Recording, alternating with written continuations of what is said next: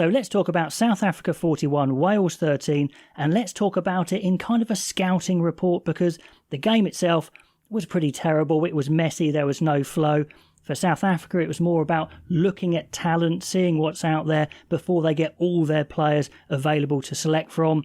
For Wales, they had to make their money from this game. They just had to get 23 players on the pitch. And I'm not really having a go at them for that, because they've got to make their money. But this was a very, very weak Welsh team. We'll go through the players on display, and I'm going to try and say what I think without being too harsh. The first try for South Africa is really simple. A straight counter-attack run from Evan Roos, who is really trialling up against Cameron Hanekom when he's back from the balls. On this display, do I think Roos is going to take that number 8 shirt?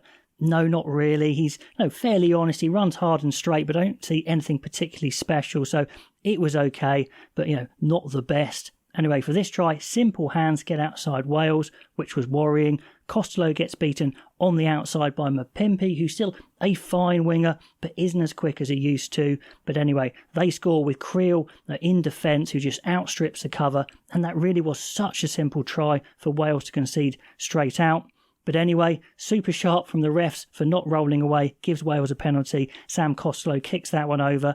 And I think Costello did pretty well. He looks like their best 10. He kicked fairly well. He definitely does create. So I certainly stick with Sam Costello. I do think he's got something there. Then let's talk about the scrum. And to be honest, Wales kind of got away with it here, because they could have been penalised at literally every single scrum. Oxenche, in particular, destroyed Azarati all half. I mean, it was really, really bad. And I was half thinking that South Africa might just consider dropping the ball when they're in a good position to get a scrum. Only half joking, because Wales were that bad. Certainly that Welsh front row, all of the Welsh front row, really didn't show themselves well in the scrum. I think Lake showed himself fairly well around the park. Definitely stick with Lake, but as a scrummaging unit, it was absolutely destroyed, which most sides around the world would struggle with that, but Wales were just melting. For the next South Africa try, it's really a disaster for Wales. Roos burst through a straight hole. Botham, he buys the dummy line from Vincent Koch, and Roos burst through. Botham, he's okay, but I don't see anything special about him physically, skill-wise. He was a late call-in. I think it shows. He's okay. I think Plumtree and Botham looked out of their depth, to be honest. Good club players, but not really at it at this level. It's harsh, but I said I'll say the truth in this one. Yellow card for Dyer, and Dyer had a poor game as well. Got ran around a couple of times. Not a good look for Dyer. The scrum continues to get smashed. 2 penalties. Eventually, it's a maul. Penalty try. Very easy. And a yellow card for Wainwright. So a terrible start for Wales. 15 minutes gone. 2 tries down. 2 yellow cards. Scrum in tatters. And it could have got a lot worse. To be fair to Wales, during those yellow cards, they do stem the bleeding, actually. A lot of cheap penalties coming from South Africa as well in this game. One area of strength for Wales was that high ball to Liam Williams, and Liam Williams was brought back to do that sort of thing. He still looks class under the high ball, not as quick as he was. They count down the yellow card clock fairly well, and then a big chance for Wales. Their scrum gets folded up, and to be fair, it's a 7-man scrum at this point, but the ref says play on. He does that a couple of times, and Hendrickse, I think he panics. He throws a blind pass. Does he think it's an advantage for a penalty? I don't know, but it's not on, and Liam Williams, sharp as ever, hoovers up the interception, but Ellis Bevan drops the scoring pass, so that could have got them back into it. To be fair, brilliant cover tackling from the winger Van der Merwe, Edville Van der Merwe, who had a really good game. So great work from him. Ellis Bevan, who got his start, did not look impressive to me. It was very slow. Had his hands on the ball in the ruck for a long time. Obviously, that's to do with the rest of the players as well, but not a good look for him. On 23 minutes, South Africa are trying to run everything. They're not really playing the normal tactics they would, I think, and Edville Van der Merwe beats Dyer 1-on-1. So yeah, definitely Van der Merwe gets the best of his opposite number. The scrum is just absolutely annihilating the Welsh Azarati, melting, but importantly, Wales get back up to their 15 players without conceding. So that was decent. We do look at the Welsh attacking shape, and the ball movement is okay, but they can't make any final passes stick, and the attack actually gets deeper and deeper as the game goes on, particularly when Costello goes off. Let's talk about the South African fullback, Afalele Fassi, who was imperious under the high ball all game, but he does leave his foot up in a weird way. I'm not quite sure if he's off balance or if it is a yellow card, but he gets a yellow card for that. Even so, I think he had a really good game, and Wales capitalised. It was fairly lucky because they lose the line out with Etzebeth nicking it, but it bounces to Lake, and he's very powerful for a good try. Lake did show his power a couple of times, so yeah, like I said, absolutely stick with Lake. So they get their try, 14-10. After that start, they've got to be very happy with that, and they get a penalty as well, a silly knock-on from Roos, deliberate knock-on. He does do that sort of thing.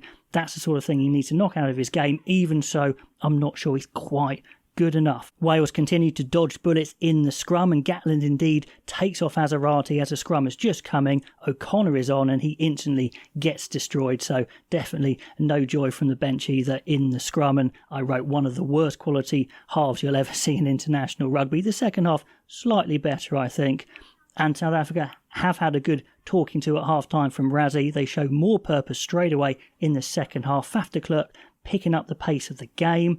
Faf de Klerk was okay. Dare I say, his pass looks a little slow compared to some of the other scrum halves we've seen. We saw Williams come on, he added some pace to the game. So de Klerk, he was all right. At the beginning of this second half, he definitely picks up the pace, which is decent. As if it wasn't bad enough for Wales, South Africa bring on Malherbe and Mbonambi, Levon and Che, and that is literally the best scrummaging front row in the world. Instant destruction, but Wales are dodging the bullets in the scrum. They could have had so many more penalties. Hendrickse gets a kick from one of those penalties, 24-13. There are some good offloads from South Africa for sure. Fassi takes one fantastically, but they're just knocking on at the wrong time. They're making mistakes. They can't get that knockout blow. Ben Carter, his shoulder catches Malherbe, but there's no yellow card there, just a penalty. Maybe could have been some other yellow cards. Gareth Thomas does well to hold up Evan Roos. Thomas is fairly decent in defence and in the loose. So Roos again could have done with scoring there to make his claim, but I think it's just slipped by him there. Wales' main strategy seems to be a deep pass and a high kick in attack, but Fassi is hoovering everything up. Good strength from Mason Grady, who had some touches in attack and defence but didn't really stand out too much, but they need to stick with him. He is an absolute unit for sure. Some of these youngsters are going to take years to come through. They're probably thrown in a little early, but Grady needs to stay there. He holds up Quagga Smith, which was good. Costello's turn to put a kick into touch right on the 5 metre. So again, some good stuff from Costello. A bit of a slow, patient maul, but it's held up. So they could have scored there as well. At this point, halfway through the second half, Jordan Hendrickse is off and the highly talented Feinberg Umgazulu is on, and he looked miles better than Hendrickse on this game. He looks the real talent, that is for sure. Hendrickse didn't have the best of games. He looked like he was panicking a little bit. He can probably do better, but Umgazulu really looks class. Very excited to see him, but lots of sloppy South African penalties stop that flow coming. Grant Williams is on. Good burst from him. He is the quickest scrum half in the world, of course, so he impressed, although he didn't have that long. And they decide to go from 50 metres for a shot at goal, and I thought maybe they'll go to the corner, but you can see why, because Umgazulu just absolutely nails the kick easily over from 50 metres. Amazing stuff, so impressive. You can see the coach is just laughing, going, this guy is so good. 27-13 at that point, and Umgazulu is really popping, smooth kicking, good chase from Van der Merwe, wins a penalty, and they get a maul try from Mbonambi, so good kick chase there. If you hear some noise in the background, that's just children having fun, how dare they. Towards the end, Wales do go through a number of phases, but the first receivers are getting so deep, the forwards aren't coming onto the ball. Beetham's on now, he has to kick it away just because they're going backwards, so no trouble for South Africa. Mackenzie Martin comes on really too late.